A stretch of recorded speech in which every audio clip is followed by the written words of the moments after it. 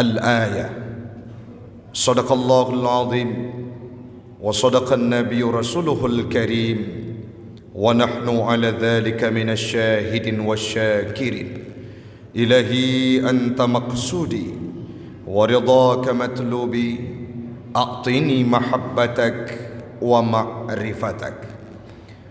Jamaah sidang solat Jumat sekeyakinan seakidah yang kami muliakan, marilah di awal perjumpaan kita pada siang yang berbahagia ini kita memuja dan memuji Allah yang masih memberikan kita kehidupan, yang masih menjaga kita, memberikan hidayah, tetap istiqamah dalam Islam, agama yang mulia di sisinya.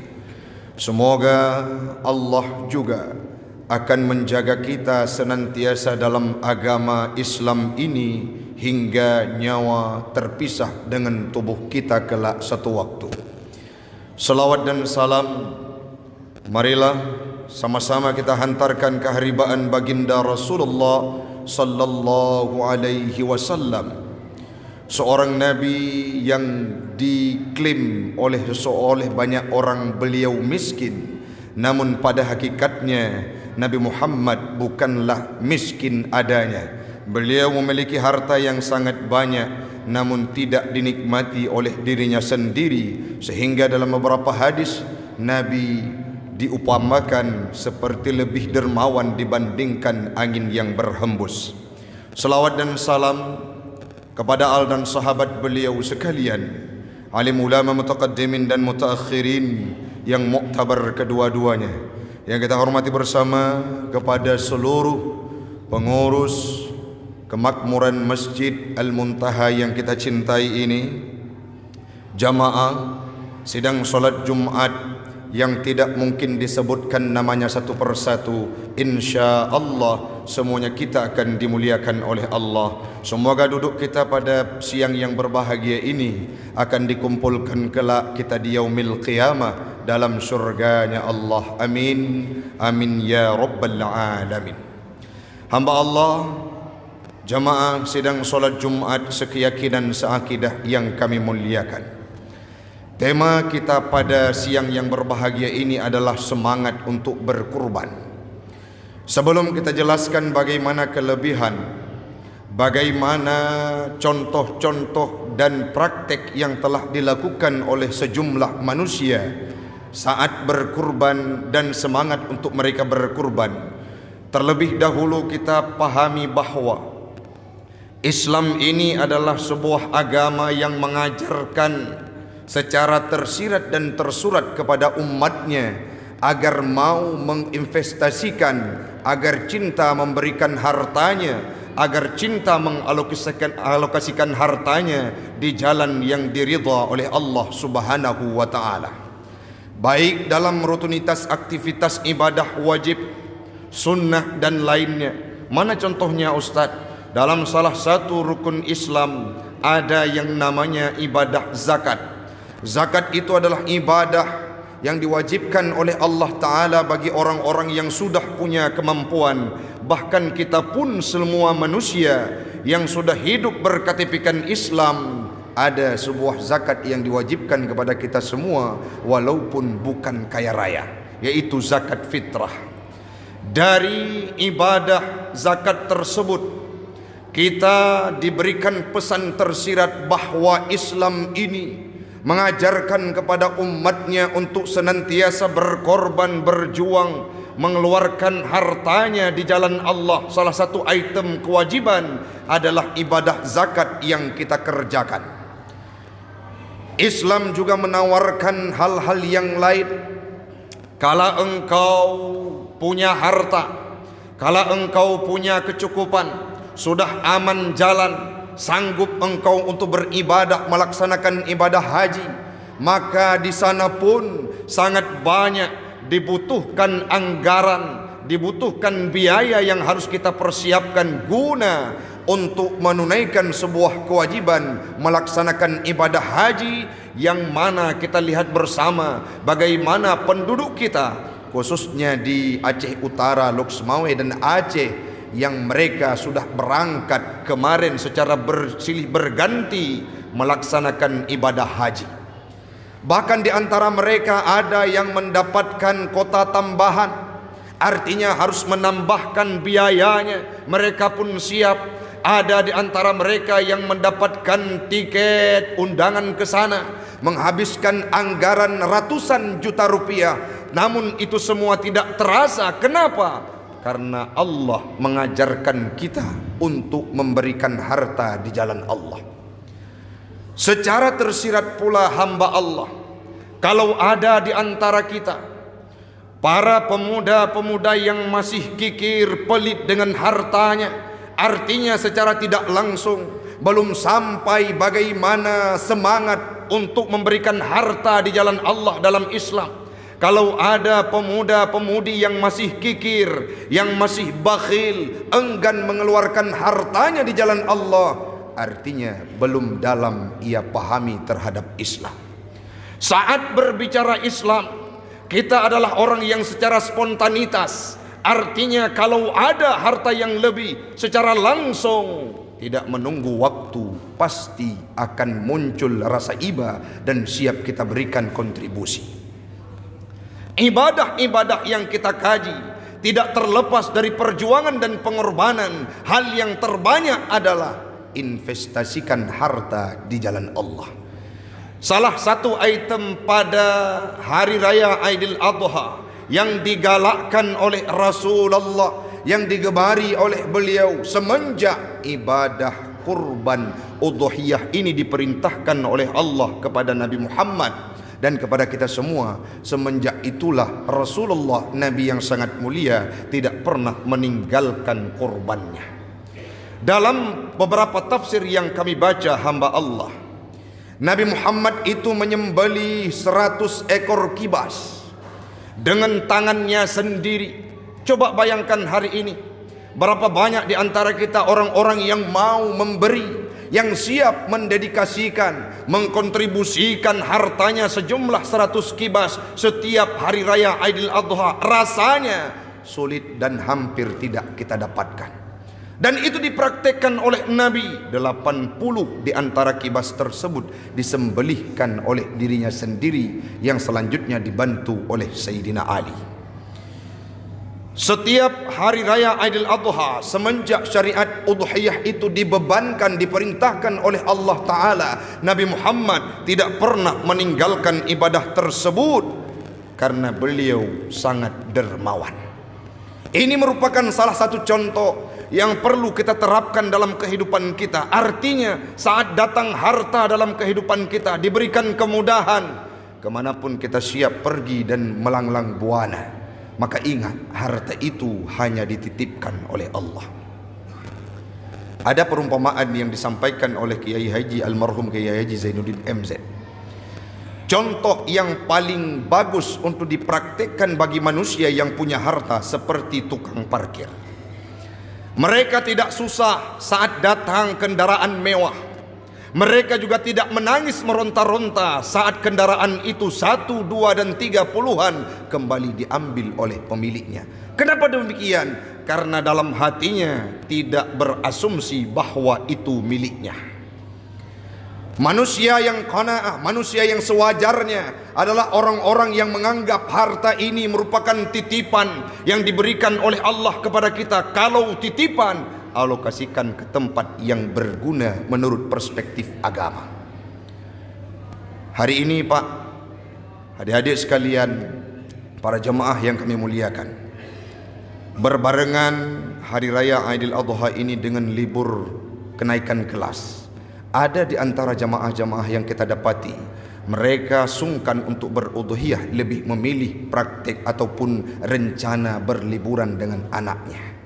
Ingat, harta kita hanya dititipkan oleh Allah Subhanahu wa ta'ala. Sesuai yang disampaikan oleh Allah dalam surah Al-Hajj ayat 28, penggalan terakhir ayat tersebut, faqulu minha, kalian makanlah dari harta tersebut, dari rezeki yang diberikan oleh Allah Ta'ala, dari binatang ternak yang diberikan oleh Allah Ta'ala. Wa at'imul ba'isal faqira, yang selanjutnya berikanlah makan kepada orang-orang yang merana, yang teraniaya, yang susah hidupnya, yang payah hidupnya, al-faqira, dan orang-orang yang fakir. Kalau hari ini kita berasumsi Ustadz tidak ada lagi orang-orang yang fakir di sekeliling kita, itu adalah orang-orang yang memilih menutup matanya. Jangankan fakir, yatim pun sangat banyak yang pernah kami dengarkan apa yang mereka sampaikan. Tengku, adakah daging megang untuk kami bisa makan? Saya sampaikan dalam salah satu khutbah pada hari raya Aidil Adha, disampaikan, dikatakan oleh orang yang ada di sekeliling yang sempit pandangannya, Ustaz, jangan lagi ceritakan terhadap anak yatim yang sedih, mereka sudah sangat luar biasa hidupnya. Orang yang berkata demikian, bapak-bapak sekalian jamaah yang kami muliakan, tidak melihat bagaimana pedihnya kehidupan anak yatim piatu. Di Ma'had An-Nahla, dayah kami, di sana sangat banyak dan ada anak yatim yang kadangkala tidak tahu pulangnya kemana. Abi, menjelang lebaran apa yang kami makan, sehingga kami sampaikan kepada penduduk, ada anak-anak yatim yang tidak tahu mencari sesuap nasi. Maka coba bayangkan kalau ini kita robah mindset. Hari raya Aidil Adha ini dengan harta-harta yang Allah titipkan kepada kita, kita antarkan daging kurban ke rumah mereka. Bagaimana terlihat seutas senyuman dari mulut mereka sambil berkata, Alhamdulillah, ada manusia yang masih peduli terhadap kehidupan kami. Maka fungsi daripada udhiyah itu sendiri, hamba Allah, di lain waktu, di sisi yang lain, bukan untuk kita saja, namun akan menumbuhkan kehidupan sosial yang sangat luar biasa. Para fakir miskin yang tidak tahu mencari sesuap nasi, mereka-mereka yang tidak tahu merasakan indahnya daging megang menjelang hari raya Aidil Adha, adanya kurban, sehingga mereka bisa tersenyum menyantap makanan yang indah laksana orang-orang kaya sebelumnya. Ini merupakan hal yang perlu kita tunjang lebih-lebih pada hari raya Aidil Adha. Yang selanjutnya, manfaat bagi pribadi kita hamba Allah. Dalam kitab Sunan At-Tirmizi juz ketiga halaman 26 disampaikan bahwa dalam hadis tersebut Rasulullah pernah berkata, "Ma amila adamiyun min amalin yawma nahrin ahabba ilallah." Amalan-amalan anak Adam itu pada hari raya Aidil Adha sangat dicintai oleh Allah, min ihraqid dami, daripada pengaliran kita sembelih binatang kurban, mengalir darahnya, yang selanjutnya disambung oleh Rasulullah, semuanya sebelum darah itu jatuh ke tanah maka pahalanya sudah datang di sisi Allah. Yang selanjutnya dalam Hasyiah Asy-Syarqawi At-Tahrir juz 2 halaman 463 ada sebuah hadis yang disampaikan oleh Imam Ar-Rafi'i. Apa yang beliau sampaikan? Addimu dihayakum fa innaha ala sirati matayakum. Besarkanlah udhiyahmu, besarkanlah kurbanmu, besarkanlah hewan ternakmu yang akan engkau sembeli pada hari raya Aidil Adha. Ala fa innaha, sesungguhnya, ala sirati matayakum, hal tersebut, binatang tersebut akan menjadi kendaraan tunggangan kita melewati sirat. Bahkan dalam beberapa pendapat ulama yang lain, di yaumil qiyamah, saat kita dibangkitkan oleh Allah Ta'ala, kalau pernah berkurban dengan ikhlas dalam dunia, akan ada sebuah kendaraan membantu kita melewati padang mahsyar yang sangat panas. Yang selanjutnya sebagai penyemangat di terakhir paparan singkat kita hamba Allah, saat orang-orang kaya yang punya harta, setiap waktu mereka bisa menggantikan fasilitas hidupnya apa yang mereka butuhkan. Misalkan anaknya butuh gadget, langsung dalam waktu jangka 1 menit, 1 hari bisa diganti. Mereka ingin mengganti kendaraan bermotornya, dalam waktu 1 bulan siap diganti. Tetapi pernah tidak terbayangkan, adakah harta itu singgah ke dalam perut anak yatim?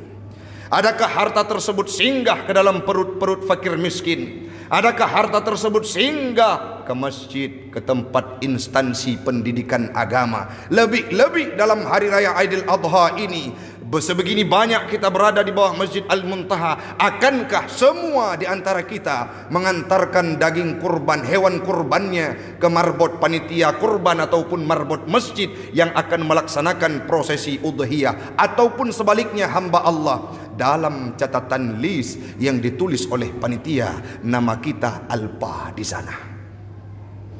Bagaimana jawabannya akan kita sediakan di hadapan Allah saat kita punya kemampuan? Dalam hadis yang lain, Rasul mengecam terhadap seseorang yang tidak mau memberikan kurbannya saat mereka sudah mampu. Man kana lahu sa'ah, siapapun yang sudah punya kecukupan, falam yudhi, tidak berudhiyah, fala yaqribanna musallana. Dalam hadis riwayat Baihaqi, fala yahdur, mereka jangan hadir ke tempat kami solat.